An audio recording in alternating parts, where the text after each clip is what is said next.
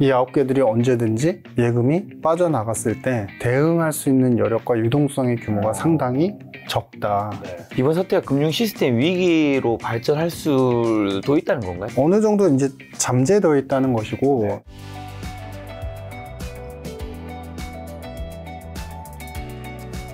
자, 많은 전문가분들이 2023년에 두려운 경기 침체가 온다고 이제 했는데 증시는 사실 좀 다르게 움직인 것 같습니다. 경기 침체가 이미 다 반영이 된 건지 아니면 앞으로 오는 건지 어떻게 봐야 되는 걸까요? 여러분들께 이번에 꼭 말씀드리고 싶었던 게 그러니까 따로 논다. 그러니까 경제는 계속적으로 우리가 롤링 리세션이라고 야데니 리서치에서 그런 얘기를 했는데 너무 와닿아요. 그러니까 롤링 리세션이 뭐냐면 돌아가면서 한 군데씩 이렇게 부러지는 겁니다. 연약한 데가 한 군데씩 부러지는데 이쪽 자금시장이나 금융시장은 딛고 일어나고 딛고 일어나고 딛고 일어나고 그런 양상들이 반복되는데 이거를 사실 논쟁할 이슈가 아닌 것 같다. 그러니까 이거는 싸울 필요도 없는 이슈다. 그러니까 즉 뭐냐면 주식시장이나 위험투자시장, 금융시장이 좋다고 해서 그것이 반드시 경제가 좋기 때문이고 버틸만 하기 때문이가 아니라 경제는 말 그대로 우리가 정책과 경제 심리, 그 다음에 실제 돌아가는 경제 펀더멘탈 지표의 합인데 여기에서 주식시장은 뭘 바라보느냐의 관점인 거죠. 근데 지금은 정책, 나빠지는 펀더멘탈 지표도 있고 좋아지는 펀더멘탈 지표도 있고 그 다음에 심리는 또 좋았다 나빴다 하는데 지금은 정책과 향후의 이제 방향성에 대해서 많은 투자자들은 살릴 거야. 결국엔 살릴 거야. 결국은 딛고 일어날 거야. 이렇게 좋은 쪽을 바라보는 거죠. 좋은 쪽을 바라보는데 그러면 그 베이스는 뭐냐? 돈이 많기 때문이다. 충분히 좋은 쪽을 바라볼 만큼 돈이 누적적으로 많이 쌓여 있으니까 그거 가지고 투자자들은 계속 배팅을 하는 그런 국면이다. 뭐 이렇게 보였습니다. 자, 그러면 2023년에 좀 돈은 어디로 이동하고 V시그널 좀 뭐가 있다고 보시나요, 박사님? 지금 차트 지표를 한번 보시겠습니다. 예. 그러니까 지금 M2, 미국의 M2 규모입니다. M2를 보시면은 지금 대략 21조 달러 정도 이렇게 쌓여 있죠. 그리고 GDP를 보시면 26조 달러 정도 명목 금액입니다. 근데 이 지표가 같이 우상향을 하죠. 이게 움푹 패일 때는 항상 이게 되게 재밌는데 이 지표만 가지고도 되게 재밌는 히스토리가 나옵니다. 이 20년도에 움푹 패였을 때가 우리가 실물에서의 이제 코로나 충격이 왔을 때죠. 그러니까 이때 M2를 갖다가 어마무시하게 이제 풀어버립니다. 그러니까 유동성이 어마무시하게 풀고 금리 인상을 했다고는 하지만 작년도 금리 인상했던 거에 비해서 M2가 별로 줄지 않았어요. 그러면 돈이 이렇게 누적되어 있고 이 돈들이 이제 서서히 준다라고 가정을 한다면 어디론가는 이동할 텐데 지금은 프로토타입, 그러니까 성향에 맞춰서 돈이 이동하는 것이다. 그러면은 지금은 현재 상황은 이제 경제를 앞서도 말씀드렸지만 대책, 정책으로 살려야 되지 않습니까? 그러면 특히 미국 정부가 살려야 된다고 한다면 미국은 결국에는 채권을 바탕으로 돈을 찍어내야 되고 돈을 갖다가 계속 유입을 시키면서 그걸로 뭔가 재정, 여러 가지 예산 정책들을 실시를 해야 돼요. 그러면은 채권 시장을 안정화시켜야 되겠죠. 결국에는. 그래서 이 채권에 대한 투자는 결국에는 전 세계가 망하지 않는 이상 사실 지금과 같은 시점에서 이 많은 돈들이 채권으로 갈 여지가 좀 커 보인다. 뭐 이렇게 보여지고요. 야데니 리서치 자료는 저도 굉장히 많이 참조를 하는데 정말 좋습니다. 보시면은 미국의 뮤추얼 펀드의 그 누적되는 넷 인플로우, 이제 돈들의 흐름인데요. 이거 보시면은 본드 같은 경우 뮤추얼 펀드 쪽이 계속 우상향합니다. 근데 에코티 쪽은 계속 떨어지고 있죠. 그러니까 이게 사실은 지금 정책에 대한 대응, 유동성에 대한 기대 때문에 뭔가 사람들이 투자는 열심히 하지만 이 넷 인플로우의 패턴만 보더라도 에코티 쪽은 사실은 많이 좀 떨어지고 본드와 이쿼티는 어떤 차이가? 에코티는 말 그대로 우리가 주식형 들어가 있는, 그러니까 주식을 운용하는 뮤추얼 펀드들을 가지고서 이제 이야기를 하는 것이고 본드는 이제 우리가 소위 얘기하는 채권, 국채, 회사채, 뭐 우리가 그런 얘기도 하죠. 하이힐드라고 얘기도 하죠. 그런 이제 자산들이 다 편입되어 있는 펀드들입니다. 좀 더 안전자산을 추구한다고 생각하면 되는 건가요? 그렇죠. 맞습니다. 안전자산을 추구하고도 하고, 그다음에 두 번째는 이제 현재 상황에서 미국의 중소형은행들 여러 가지 리스크도 있고 막 도전을 받지 않습니까? 미국 은행들이 뭐 패권에서 결국에 밀리는 어떤 상징성이다 뭐 이런 얘기도 하는데 그거를 이제 갖춰나가기 위해서는 결국엔 채권 쪽에서 금리를 더 못 올릴 수 있다. 많이는 못 올린다. 이런 이야기들이 함축이 되어 채권 쪽에 더 가기도 하고 이런 상태이죠. 그럼 말씀하신 거와 자료를 봤을 때는 뭔가 이제 돈이 이제 주식보다는 채권 쪽으로 좀 움직이고 있으니까 지금 개인분들이 주식 투자를 좀 더 적극적으로 하기는 좀 부담스럽다고 받아들이면 되는 걸까요? 뭐 어떻게 받아들여야 될까요? 저는 근데 그런 이슈가 있습니다. 이거 앞에서 우리가 차트에 보셨다시피 좀 재밌는 현상이 있는데요. 네. 그 미국에서 에쿼티 쪽에 뮤추얼 펀드로 돈 들어오는 근원에 대해서 어떤 나라에서 미국 뮤추얼 펀드에 돈을 많이 넣을까요? 라고 이제 야데니 리서치에서 보니까 이게 전체 금액은 줄죠. 왜냐면 자국 내에서의 돈이 줄으니까. 근데 중요한 거는 인터내셔널은 그렇게 많이 안 줍니다. 그러니까 우리가 서학개미 하는데 이 서학개미가 한국에만 있는 게 아닌 겁니다. 그러니까 전 세계에 다 깔려 있는 겁니다. 그렇죠. 예. 그러니까 미국이 좀 빠진다 하면은 와르르 하면서 또 미국에 돈이 들어가고, 미국이 또 투자하는 뮤추얼 펀드 또 돈이 들어가고, 뭐 이런 형태니까, 사실은 지금 뭔가 적극적인 투자를 하기는 조금 애매한 상황은 맞고, 근데 다만 두 번째는 어떤 특정한 기대감들이 계속 살아나지 않습니까? 네. 살아나는 것은 지금, 사실 이게 이제 지나봐야 거품이었는지 아니면 이게 이제 소위 말하는 주식 투자자들의 용어로 봤을 때 롤링이냐, 이게 이제 던지고 나가는 게임이냐, 이게 판가름 될 텐데, 단기로 보시는 분들은 지금 좋은 쪽 눈에 보이신 대로 하시면 되는 거고, 장기로 정보가 나는 좀 열악하다, 나는 막 이렇게 뭐 어떤 트레이딩이나 이런 능력이 상당히 적다라고 하시면, 지금은 오히려 뭐 먼 미래를 보고 안전자산에 좀 많이 투자를 하시는 게 오히려 본드에서 이미 돈이 들어가고 있는 걸 확인했기 때문에 어떤 큰 추세를 따라가는 게 맞지 않나 이래서. 그럼 안전자산이라고 우리가 뭐 딱 머릿속에 떠오르는 거는 뭐 금이라든가 좀 채권이라든가 채권이죠. 뭐 달러라든가 이런 것들이 네. 떠오르는데 네. 그중에서 좀 어떤 것들을 굳이 순위를 나누자면요. 네. 채권, 그 다음에 금, 요렇게 되고, 달러는 사실은 이제 지금 반대의 포지션이니까. 왜냐면 미국 경기가 안 좋아지는 만큼 안 좋아지면은 채권을 가지고서 뭔가를 해야 되니까 달러는 빠지고, 오히려 반대로 채권의 가격이 좀 좋아질 수 있고, 거기에 더불어서 이제 금이 달러와의 관계는 어쨌든 장기 추세는 상반되니까 금을 갖다가 서서히 이제 투자해 나가시는 것도 괜찮아 보이고 이렇습니다. 박사님께서 KBA 금융주주에 계시다 보니까 제가 은행 쪽을 여쭤보려고 하는데, 실리콘밸리 은행 이제 파산이 시작된 미국발 금융위기가 스위스 2위 은행인 크레딧 스위스 이제 은행의 유동성 위기를 거쳐서 이제 독일의 최대 또 투자은행 도이치뱅크 유동성 위기로도 번지고 있는데, 요 충격 좀 정확하게 좀 짚어주신다면. 이 충격을 여러분들 이제 분석이 어마어마하게 많이 나왔지 않습니까? 최근에 미디어에서도. 근데 이 충격에 대해서 그런 부류가 있는 것 같아요. 그러니까 첫 번째는 이게 어떤 특정한 자산에 손실이 있고 대출이 부실화된 게 아니니까, 뭐 CS라는, 그리고 우리가 SBB라는 은행이 결국에 특수성이 있었으니까 그 은행들만 괜찮아진다면 이거는 오히려 그 예금들이 대형은행으로 가니까 대형은행이 더 튼튼해질 거야. 그러면은 미국의 경제금융 시스템은 안정적일 거야. 이렇게 바라보고 계시는데, 이러한 발상은 되게 위험합니다.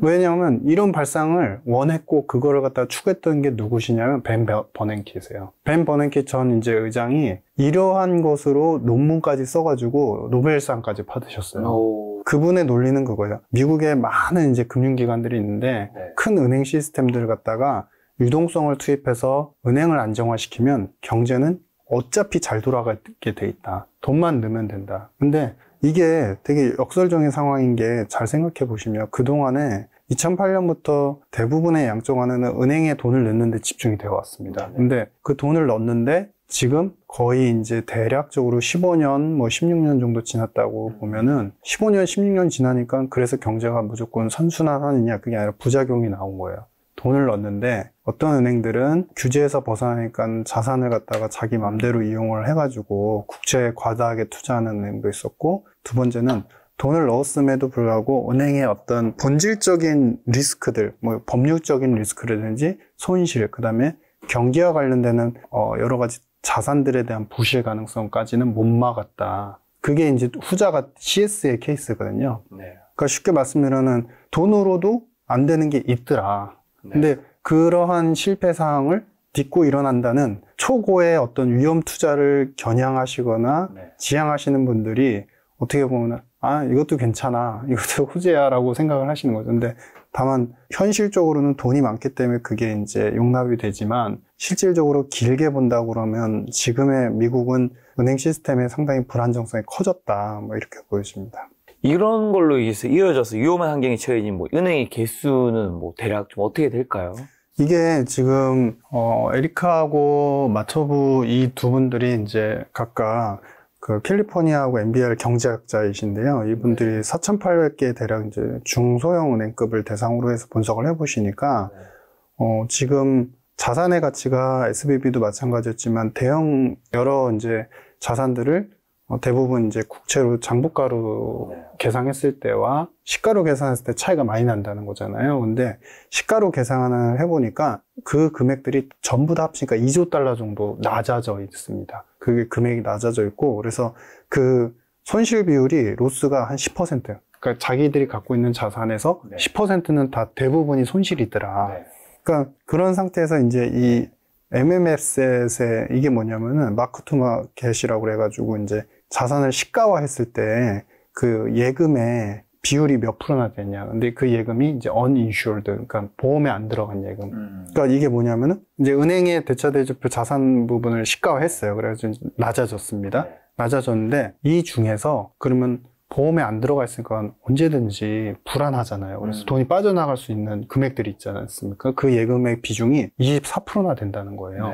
그럼 24% 정도 나가면 그 은행은 사실은 이번 SVB 못지않게 뱅크런이 되는 거고 파산이 될 수밖에 없는 구조거든요. 그래서 그러한 양상으로 나타나고 있고, 지금 정책 대응이 이제 잘 되고는 있다고는 하지만 실제로 인슈어드 커버리지 레이쇼를 보면은 이게 이제 시가화 해가지고 은행들의 자산의 가치를 다 시가화 해가지고 은행은 이제 나래비를 세웁니다. 제일 작은 은행들부터 큰 은행들까지 쫙 줄을 세웠는데 그 인슈어드 커버리지 레이쇼, 그러니까 뭐냐면 이제 예금이 들어가 있어요. 근데 예금 중에서 보험에 들어가 있는 예금은 그래도 안정적이기 때문에 잘 안 빠져나가겠죠.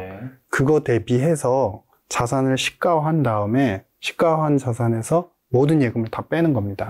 그럼 즉 이 얘기는 뭐냐면은 지금 현재 보험에 들어서서 안정적으로 돈이 안 빠져나갈 예금 대비해서 그 규모 대비해서 예금을 다 제외한 그 은행이 갖고 있는 순수한 자산의 시가 가치만 매긴 겁니다. 그러면은 이 비율이 낮다는 것은 쉽게 말씀드리면은 이 은행이 예금 말고서 다른 자산으로 뭔가 충격이 왔을 때 대응할 여력이 작냐 높으냐죠. 당연히 작을수록 그게 작다는 거겠죠.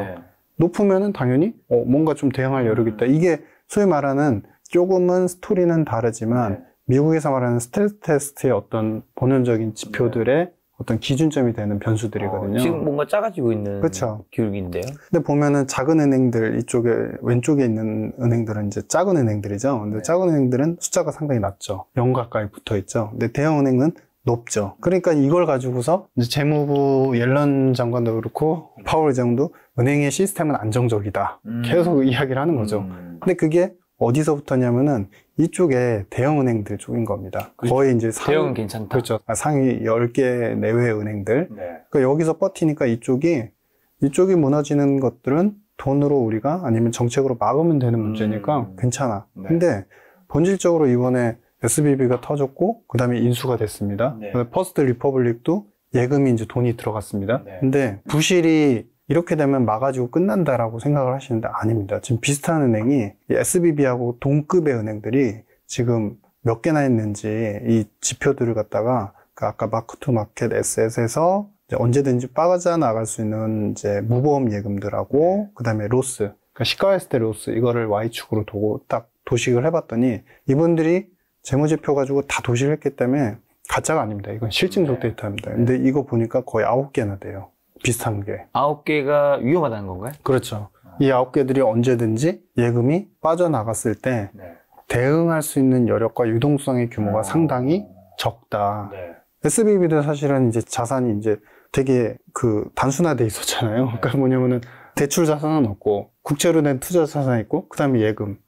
그러니까 이쪽이 무너지면은 이쪽 사람들이 이제 돈을 언제든지 빼려고 막 준비를 하게 되죠. 그것도 앱으로 막 빼게 되는 거죠. 근데 이러한 현상들이 그러면은 이 부분에 대한 문제를 여러분들이 한번 고민을 해보십시오. 이게 예전에 심리적으로 나타나는 문제는 요즘에 분석을 하시는 분들이 그런 말씀 하세요. 심리적으로 불안 때문에 돈이 빠져나간 거는 심리적으로 안정을 찾고 정책이 나와서 정부에서 대응을 해주면은 괜찮다. 이렇게 생각하시는데요. 그거 절대 아닙니다. 왜냐하면 이런 현상이 한번 시작이 되면요. 나중에 그러니까 2개월이 됐든 3개월이 됐든 더 멀리 발생할 수 있어 또 생깁니다. 이게 뭐냐면은 BIS하고 예전에 그 MBR 등에서 우리 2008년도 금융위기를 겪지 않았습니까? 네. 근데 그 겪고 나서 연구를 했어요. 처음에 은행들이 있습니다. 근데 진짜 부실한 은행들이 있어요. 베어스턴스도 있었고, 그때 이제 그 모기지 때문에 부실해졌었죠.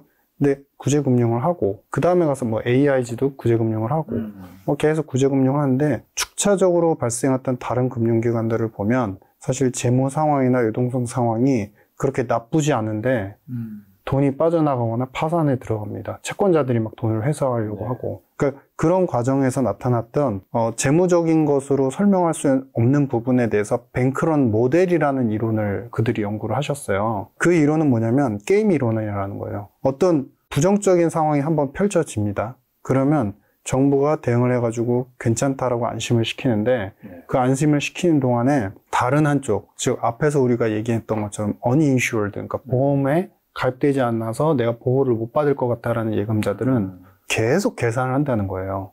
왜냐하면 예금자들 중에서 보험에 들어간 사람들은 정부가 보장한다고 그랬으니까 안전하겠지? 이러고 믿고 기다리는 편인데 근데 상대 쪽에서 계산하기 시작한다는 거예요.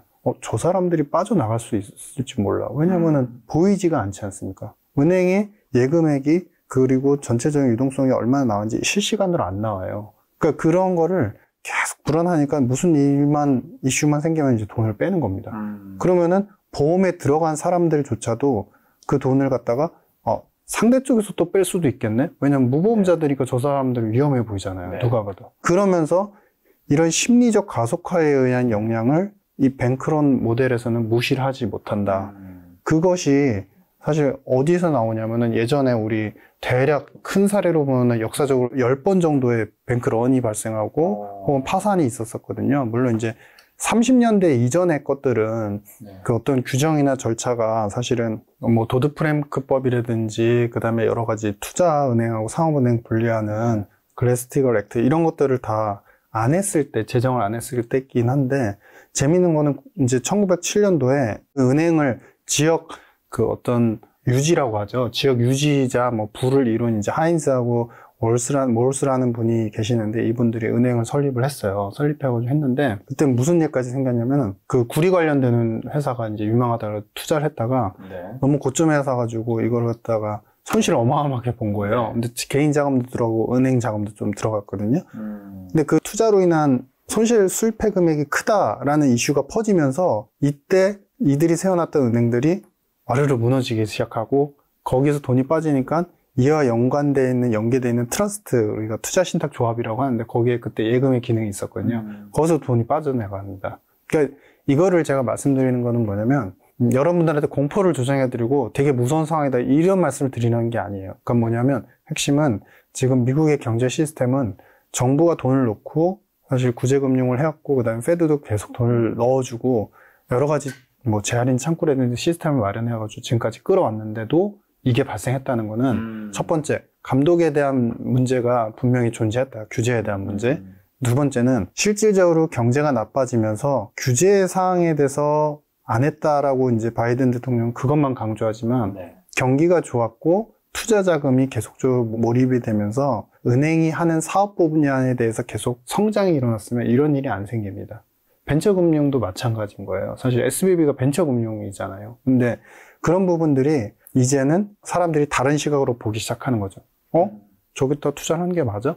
그러니까 돈이 마르니까 그들의 입장에서는 채권 갖고 있는 거라도 유동성 회수를 해야 되고 뭐 이러면서 예금 뱅크런이 나오고 이런 거잖아요. 근데 이게 앞으로도 진행될 수 있는 과정 중에 있기 때문에 이거를 절대 뭐 무시할 사항은 아닌 것 같다. 경제적으로만 보면 뭐 이렇게 보십니다. 지금 옆에 페일 그 숫자 있는 건 페일이 개수인가요? 이 개수입니다. 그러니까 이게 파산하거나 아니면은 이제 이쪽 대공황 때는 파산하거나 아니면은 이제 은행이 제 기능을 못해서 임시 폐쇄를 딱 해버리는 겁니다. 왜냐면은 돈이 빠져나갈 것 같으니까 이번에처럼 폐쇄를 딱 해버리는 거죠. 그러다가 33년에는 아예 은행에 일시 폐업을 그냥 해버리죠. 전 은행에. 왜냐하면 시스템 불안이 너무 네네. 가중이 되는데 앞서 말씀드린 심리적인 때문에 너도 빼고 나도 빼고 돈을 다 빼니까. 글로벌 금융위기는 왜 포함 안 시켜 놓으신 거예요? 이거는 금융위기는 여러분들이 워낙에 모기지 때문에 부실이 일어났던 걸 아시니까 이제 그 이전에 우리가 30년대 이전에는 이런 일도 있었다. 규제가 만들어지는 이런 내용입니다.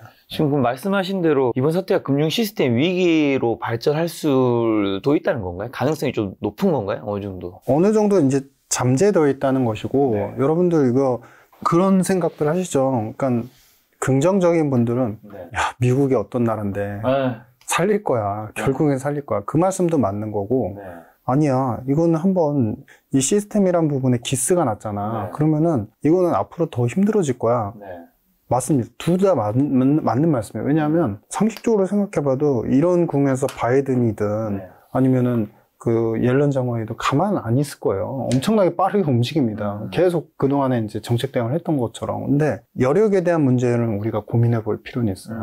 만약에 이런 돈들이 이제 앞으로 빠져나갈 수 있고 중요한 거는 지금 아직은 가시화되어 있지 않지만 왜 가시화되지 않냐면 아까 말씀드렸던 M2가 너무 많기 때문에 괜찮아 보이지만 미국의 상업용 부동산의 공실률이 상당히 높은 상태입니다. 공실률이 주요 뭐 맨하탄이든 아니면은 우리 캘리포니아든 이제 주요 도심지 지역 있지 않습니까? 주요 지역에 공실률이 적게는 16% 많게는 20%까지 지금 육박을 하고 있어요. 상업용 부동산. 예. 근데 그거에 대해서 지금 터지진 않고 있는 게 뭐냐면 연체율이 이제야 2%대로 올라갔습니다.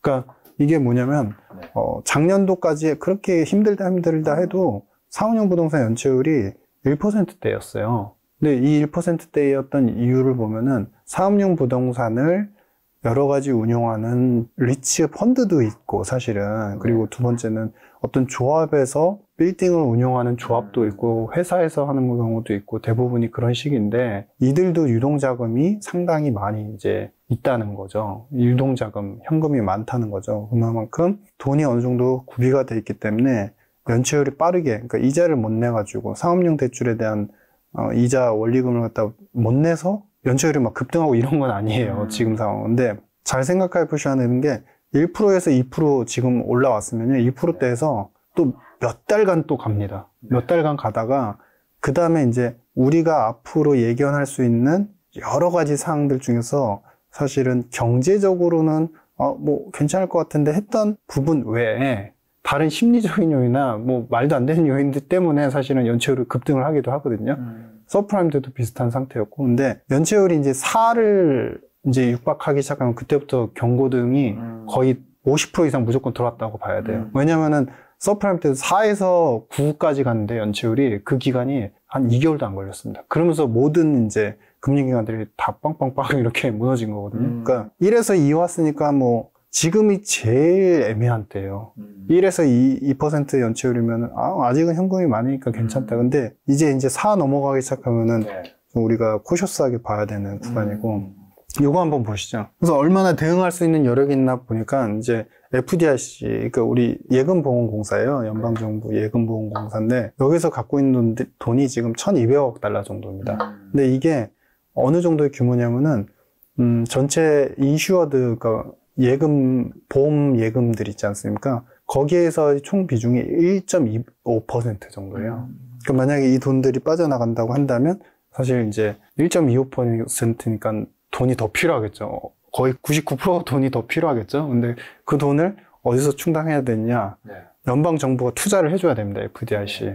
근데 연방정부는 아시다시피 지금 부채 한도 이슈가 있기 때문에 오히려 공화당의 발목을 잡혀서 지금 돈을 이제 끌어당기지 못하고 있는 상태다라는 거죠. 근데 미국의 상업용 부동산은 왜 공실이 나고 있는 건가요? 경기 이슈가 있는 거고요. 그러니까 모든 게 우리 이제 그림 보시면서 한번 또 생각해 보시죠. 이제 M2가 이렇게 어마무시하게 풀렸었습니다. 지금까지 최근까지도 풀려와 있는 상태고 이제 이게 증가율로 보면 최근에 꺾인 걸로 보이는데 규모는 아직도 이렇게 어마무시하게 많습니다. 21조 달러인데 근데 보시면은 경제 여러분들 선순환이라는 거 아시죠? 그러니까 경제가 돈이 막 돈다 뭐 이런 거.